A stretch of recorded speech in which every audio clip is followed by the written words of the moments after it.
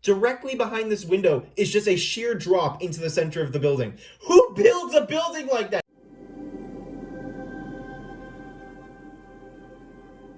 Hello, my friends, I'm Marstoy, I'm back again, and today I'm building the Doomsday Bank. This is basically a Lego knockoff version of the brick bank that Lego made. So it's like a modular building, but it's been transformed into the zombie apocalypse. It is 2,835 pieces, and in case you don't know what that looks like, it's this. Many bags. Ow. One of them fell on my foot. Let's get into the build laps.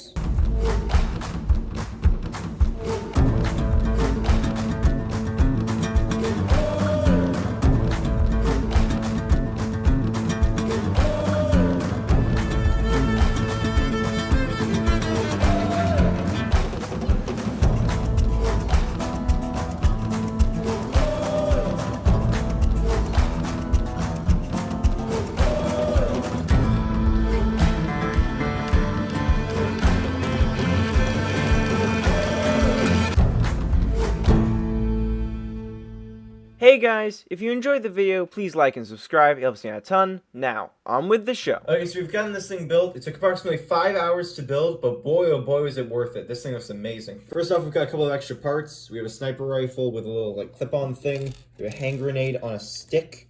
We have a shovel, and we have a scythe. Not sure why these are the extra items, they seem kind of random. I'm also not quite sure where you'd acquire these. And now let's move on to minifigures. First off, we have this guy. Spiky black hair, a pained expression, which is almost hilarious. He's got a gun with a large ammo cartridge, no clue what type of gun it is, and he also appears to have a water canteen. And this guy is in trouble because he has been bit right like in his ribs. So he's probably gonna be a zombie sometime soon. So we have this girl, she's got orange hair, white jeans I think, a tank top that says Belief, a pink jacket, a machete, and a Glock or some kind of pistol. She also looks very mad. Next up we have one of the zombies. He looks kind of like a bodybuilder since he has a six-pack. He is bleeding all over the place. His skin is a very sickly shade of green. He has a beard. His teeth appear to be kind of messed up. Red eyes that appear to be kind of bloodshot. His jeans are all ripped. He has like a buzz cut. Next we have another survivor who appears to be a criminal. He's wearing like a prison jumpsuit with stripes. He has a chicken leg on a stick. No clue where he got that. A sniper rifle,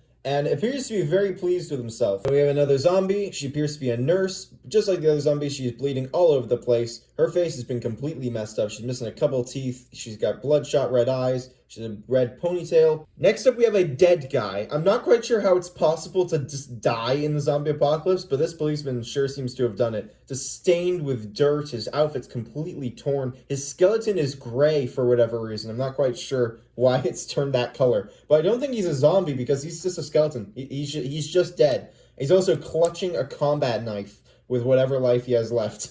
Next up, we have the second to last of our survivors. He's armed with a Tommy gun, of all things, and a grenade. No clue where these people have found all these weapons. No idea. Wearing jeans, a red hoodie. He appears to be kind of like pleased and angry at the same time. And he has some sandy brown hair. Next up, we have another zombie. This guy is decidedly the most worst for wear of all of them. He only has a few teeth left and is missing an eye. His outfit is torn and bleeding. Same color as the other ones and stringy gray hair. This guy is the last zombie for the set. He's another police officer, only this time he didn't just die. He's been actually zombified. Crazy red eyes, bleeding all over the place. And I don't know what's up with his face. That, like, smirk or smile is really creepy, honestly. I don't know what happened to this guy, but his mouth appears to have been sewn up a little. And finally, we have the last of our survivors, who appears to have come out of some kind of war. He has a hot dog on a stick, a pretty stacked sniper rifle. He has knee pads, not quite sure how much protection those are going to offer. He appears to have, like, some type of grenade and ammo bands strapped to his chest. He has like a bandana on his head and around his neck. He looks very angry and kind of war-torn. Honestly, my bets on survival are for this guy. And now we move on to the main event, the bank itself. We'll start ground floor and cover the whole exterior, and then we'll move on to the interior. So ground level, the streets have been completely tarred up. You know it's been the apocalypse for a while because there's just grass poking through the pavement and a dead bush, of all things, just lying around. There's a clock that appears to have fallen from this lamppost that's just fallen on the floor. Pieces of the wall have just completely crumbled and fallen down. No clue what this is. Half of the pants from this laundromat sign have just fallen on the ground. The window appears to have been just completely chucked out into the street with an entire washing machine thrown with it. Shattered glass all over the place. We move around to the other side. The entire like angel moniker of the bank has fallen from the entryway. On the bank side, all the doors and windows have been completely boarded up except for right here where it appears the zombies have kind of crushed through. I like the variety of the boards, like the colors and the textures, because it just adds a little bit more life. We have this one lone street light attached to the building. No clue why that's there. And we have some cool little intricate designs up along the way, just so it's not a flat wall. And we also have these greenish-white glass windows, which are kind of cool. Our laundromat side is kind of plain, mostly because it's so small. The sign with the pants appear to be cracked. And we spin it fully around. The back sides are relatively bare, but they built it like a modular Lego set where they've actually got these circular bits. So if you had another modular Lego set, these could connect together. I would like to see someone get this and then get the actual brick bank from Lego and then just piece them together side by side. That'd be really cool. And then we spin around to the last side, and this one is also very plain. Moving up to the second floor in the middle, the bank would have been a very impressive building if the apocalypse hadn't struck. We've got some nice pillars of white and tanny sandy bits. The windows appear to have been filled in with stone, or at least the shutters are down, which is kind of cool. Some of the windows are just completely open. Others are shattered. Like this main central shattered window is absolutely amazing. We've got a balcony right here, and I love this balcony. This balcony makes me laugh so hard because, one, there's a solid window back here. There's no way to open this. This isn't a door. So in order to get to the balcony, someone would have to break through the window. And then two, because there's a skylight in this building, directly behind this window is just a sheer drop into the center of the building. Who builds a building like that? A balcony that you can't even get to? What is the point? Spin around to the last side. We've got some more broken windows and like shuttered windows. We also have these arches at the top, which are kind of cool. Add a little bit more elegance to the apocalypse, I guess. And then if we move above the laundromat, it's kind of like an apartment. The window appears to be rolled up while all the glass is shattered. And I've got another window on this side with something inside. I don't even know. And then if we move our way up to the roof, the apartment's roof kind of looks almost like English. It's got like a little fence on the top and then a pulley, not quite sure why, to like, I don't know, pull up a piano and shove it through the window, something like that. I don't know. You can also swivel left and right, which is kind of cool. Never mind, no it can't. It was nice red and black details, and I think it connects, like ties together with the apartment quite nicely. Spin around to the bank side, we have a nice like rim of stone. It's all shattered and meshed up in no particular pattern, which is quite nice. Really shows off the apocalypse part. We've got the brick bank logo, which has also been just kind of shattered.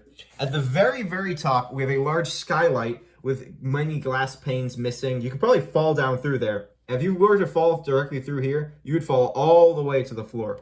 And last but not least for the roof, we've got a nice area back here. We have a ladder leading up to the bank roof. We have a fire, which for whatever reason is red. I don't know what chemicals they've dumped in it. We have a bottle of alcohol probably and a can of beans or soda or something like that. These people are sitting on cinder blocks of all things. Don't quite know why.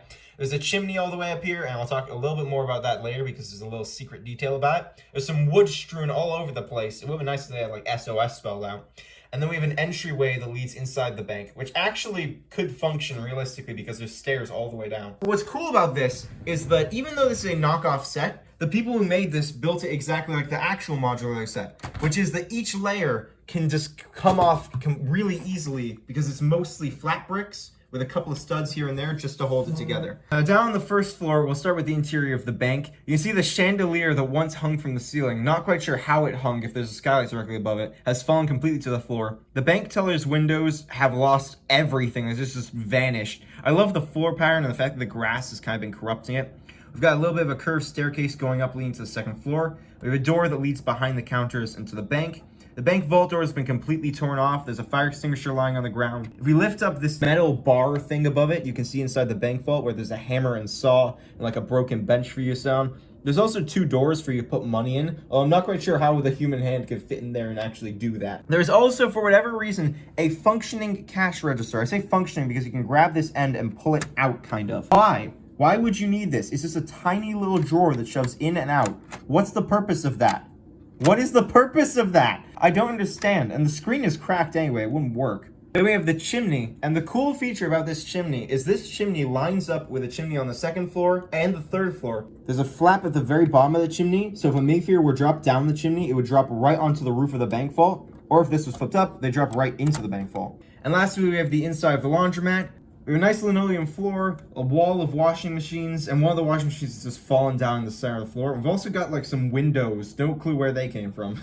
Moving on up to the second floor, you can see exactly what I meant here. The stairs from the first floor lead up to here, and then it wraps around to stairs up to the roof. And this is where the balcony is. How are you supposed to access that balcony? You just climb up on the rail, jump through the window, and then you're just stuck. What's the point of that? We walk around here, we have like an office with like a swivel chair, either a typewriter or a coffee machine, no idea. A nice lamp, some med kit or something like that, like first aid. We have a chimney which has a fireplace. Who has a fireplace on the second story of a building? And then whatever the heck this is, I have no idea what that thing is. If you have any idea, please tell me in the comment section down below.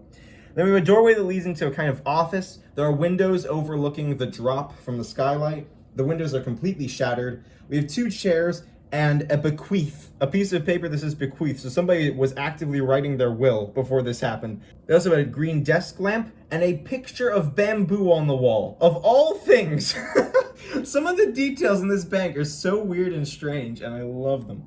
And then I already fully showed you the roof, and that just clicks on like so. I absolutely love this thing. It was a lot of fun to build. I'm really happy with the finished product. And the reason why I got this was for 2 reasons. 1, I love cool, crazy buildings. 2, I love apocalyptic style things. And 3, I said 2 reasons, I'm adding another one. I hate displaying minifigures on base plates or just like out in the open. I prefer displaying minifigures in sets or in mocks or in some type of environment because then it looks like they actually belong. And this is perfect for displaying any minifigures that could possibly fit in an apocalyptic theme, which is more minifigures in my collection than you think. Alright, well, I hope you guys enjoyed this video. It's been a blast building this absolute abomination of a fake Lego set. And I'll catch you next time. Sayonara, Ayonara.